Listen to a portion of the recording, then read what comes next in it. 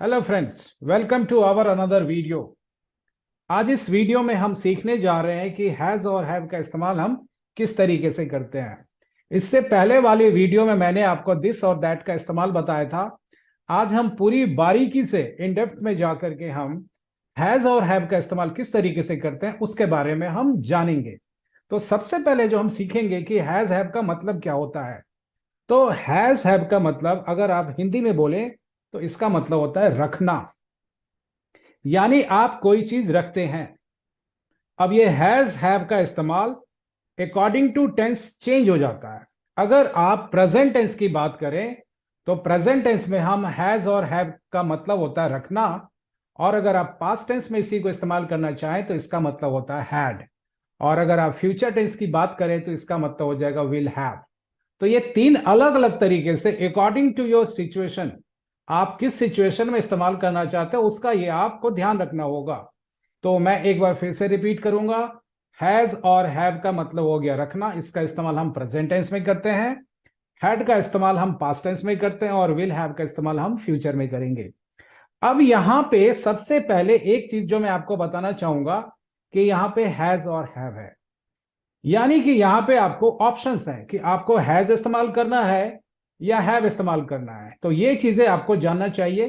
तो मैंने यहां बगल में एक टेबल बना रखा है, इसमें मैंने यहां पे बताया है आपको कि हैज का इस्तेमाल हमें किसके साथ करना चाहिए। तो इस टेबल के हिसाब से आपको हैज का इस्तेमाल ही, शी, इट और सिंगुलर नेम यानी कोई एक नाम के साथ आपको हैज का इस्तेमाल करना चाहिए।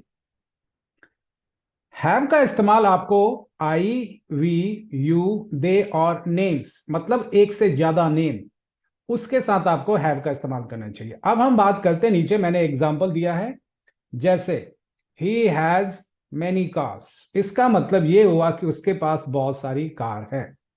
आप बोलना चाहते हो किसी को कि मेरे सिर में दर्द है, तो आप कैसे बोलेंगे? आप बोलेंगे आई हैव हेडेक, यानी मुझे सिर में मेरे दर्द है। इसी तरीके से अगर आप इसको पास्ट टेंस में इस्तेमाल करना चाहें तो आप देखेंगे यहां पे सेकेंड लाइन में ही हैड 500 रुपीज, इसका मतलब ये हुआ कि उसके पास पैसा था, अब नहीं है, हो सकता है पास्ट टेंस की अब हम बात कर रहे हैं। अगर हम फ्यूचर की बात करें, फ्यूचर टेंस की, तो यहां पे आप देखिए यहां पे लिखा हुआ है आई विल हैव, तो यहां विल हैव हो गया फ्यूचर टेंस और हैव का मतलब हो गया रखना। तो आप क्या रख रहे हैं? Some work in my office, जो आपको फ्यूचर टेंस को इंडिकेट करता है।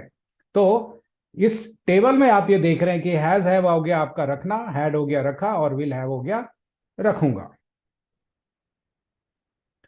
अब हम सीखेंगे कि हैज हैव का तो हमने सिंपल सेंटेंस बनाना सीख लिया, लेकिन अगर हमें इसका नेगेटिव बनाना हो या हम इसका क्वेश्चन बनाना हो, क्योंकि इंग्लिश में आपको क्वेश्चन भी बोलना आना चाहिए, नेगेटिव भी बोलना आना चाहिए, और आपको सिंपल सेंटेंस भी बनाने आना चाहिए। तो आप जो इंग्लिश का बेसिक फॉर्मूला है कि जो भी ये is, are, am, was, were, has, have, इन सभी को हम ऑक्सिलरी वर्ब बोलते हैं, यानी सहायक क्रिया या हेल्पिंग वर्ब के नाम से जानते हैं। ये ज्यादा नहीं है, मैं फिर से रिपीट कर देता हूं, is, are, am, was, were, has, have, had, ये सारे आपको हेल्पिंग वर्ब है। तो आप ये जो हेल्पिंग वर्ब है, अगर आप इसको सेंटेंस के आगे में रख देते हो तो ये क्वेश्चन बन जाता है। जैसे देखिए यहां पे मैंने लिखा है हैव यू एनी पेन, क्या आपके पास कोई पेन है, यानी कि क्या आप कोई पेन रखते हो। तो हम ऐसे नहीं बोलेंगे किसी को क्या आपके पास कोई पेन रखते हो, हम बोलेंगे हैव यू एनी पेन, यानी कि आपके पास कोई पेन है। आजकल ज्यादा लोग डू लगा के बोलते हैं, तो आप यहाँ पे डू ही लगाएं, और उसके बाद आप जिसको एड्रेस करना चाहते हैं उसका नाम डालें। ठीक है, do you have any pen, क्या आपके पास कोई पेन है। इसी तरीके से had you any work yesterday, क्या आपके पास कल कोई काम था। तो आप इस तरीके से क्वेश्चन बना सकते हैं। डू का इस्तेमाल हम करते हैं आई, वी, यू, दे और प्लूरल नाउन के साथ।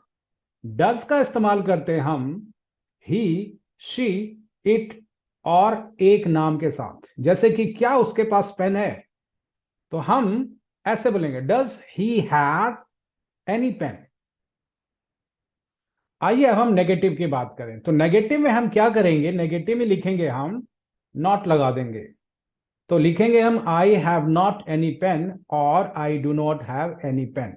तो यहां इस हैव का मतलब हो गया मैं रखता हूं, और यहां पे डू नॉट का मतलब मेरे पास नहीं है, यानी कि I do not have any pen. इसी तरीके से बता सकते हैं आप, I do not have any work, मेरे पास कोई काम नहीं है। I do not have any brother, मेरे पास कोई भाई नहीं है। तो इस तरीके से आप नेगेटिव सेंटेंस बना सकते हैं। चलिए अब हम नेक्स्ट जो हम बात करने जा रहे हैं वो हम बात करेंगे use of has have plus two. यानी कि हैज हैव के बाद अगर आप टू लगा देते हैं तो उसका क्या काम होता है, उसका मतलब क्या होता है, उसके मीनिंग्स क्या होते हैं। अगर आप हैज हैव के बाद टू लगाते हैं तो इसका मतलब यह होता है कि आप कोई काम मजबूरी वश या आपके ये कर्तव्य हैं या आपके ये फर्ज हैं और आपको ये करना होता है। जैसे कि I have to cook my food, क्योंकि मैं यहां अकेला रहता हूं, मेरे पास कोई नहीं है, मेरे मम्मी डैडी गांव में रहते हैं, तो मुझे खाना खुद से बनाना होता है।